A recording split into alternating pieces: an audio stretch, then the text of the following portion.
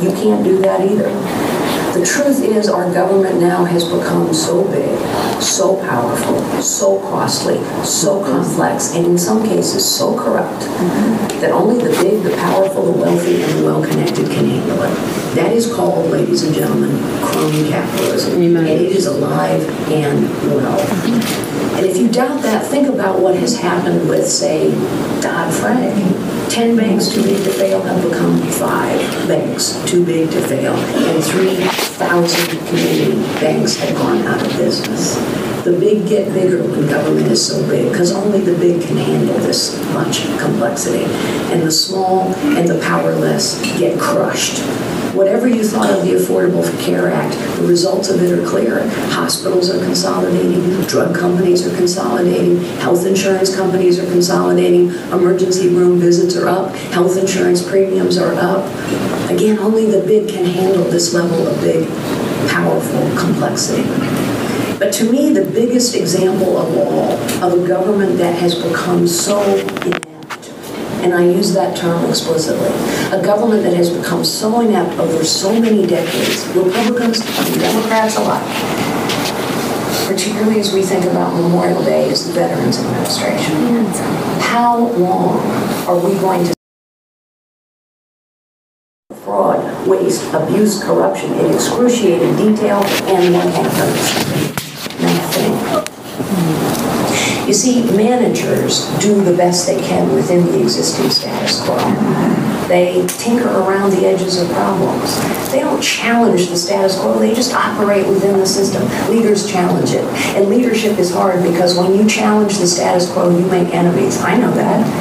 After 6 years at Hewlett-Packard, I got fired in a boardroom brawl over 2 weeks. Why? Because I had challenged the status quo and I made enemies.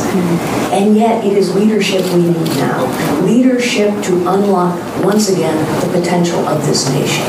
Because the potential of this nation, the citizens in it, the small and family-owned businesses in it, the potential of this nation is being crushed, literally, by the weight and the ineptitude of the government of this nation. And when I talk to people, young people, women, others who feel excluded, it's not that they don't care. It's they think they don't count, to the point. So I would say this. Yes, money is huge in politics. Think about the amount of money that some of these candidates are raising. You have a very important role here. You are the first in the nation primary. You can be influenced by the money, or you can be influenced by the character of the candidates that you see. So take your responsibility seriously, because I think people need encouragement that actually it isn't just who raises the most money. It actually is about who you think will lead the nation best. What I intend to do is continue to engage people in every way we can. I mentioned technology. Let me just give you an example. The very first day I was declared presidential candidate, we used a new technology called Periscope. And we went out there and we invited people to join us. We didn't screen them. We didn't say you have to be a certain persuasion. We didn't figure out where people were calling from or what they were going to ask ahead of time. We just went out there for an hour. I got all kinds of questions. We will do that again and again and again. And I can tell you we had a lot of young people on that call who said, thank you for allowing us to ask questions and hear an answer. The thing is, we are in a time now, the 21st century, this is a time when technology makes the process of democracy so much more powerful. We ought to use technology. But that means we need leadership who has to understand technology so that we can use it to re-engage with people who care, but who believe their voices don't count. Yes, sir. We okay? Okay. Your talk this morning has been very inspiring. Thank you, sir. And we had another inspiring leader at one time, Ronald Reagan. Yes. And one of his most famous quotes was, don't stand there, undo something. Would undo what would you start on and how would you approach it? So, great question. And by the way, that is exactly right. There are so many things that we have to undo now. If you think about what's gone on in Washington, D.C. for the last 40 or 50 years, what has gone on? In essence, what we've been doing is just adding. The truth is, every government agency has gotten bigger and bigger under both Republicans and Democrats for 40 years. We don't simplify anything. We don't clear out the dead wood. We just keep adding.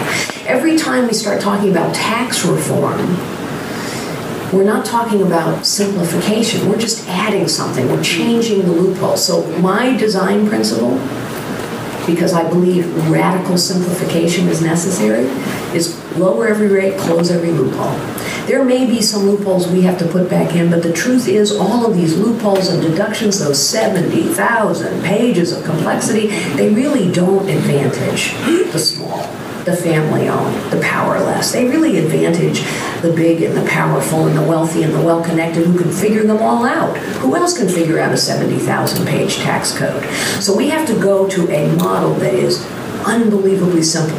Look, you know this. In your bones, people know this. If I can't understand something, then I'm getting taken advantage of. People know that, and that's what's happening today. So I get disturbed when I hear people talk about tax reform, and I don't see any simplification going on.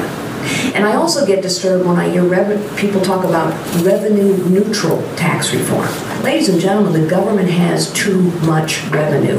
We need revenue-reducing tax reform, not to cut out what matters. That's why we need zero-based budgeting, so we can prioritize what matters. But honestly, we're spending money on some of the things we're spending money on. It's crazy. So the point is radical simplification. We need a tax code that anyone can understand, because that's the only way we level the playing field.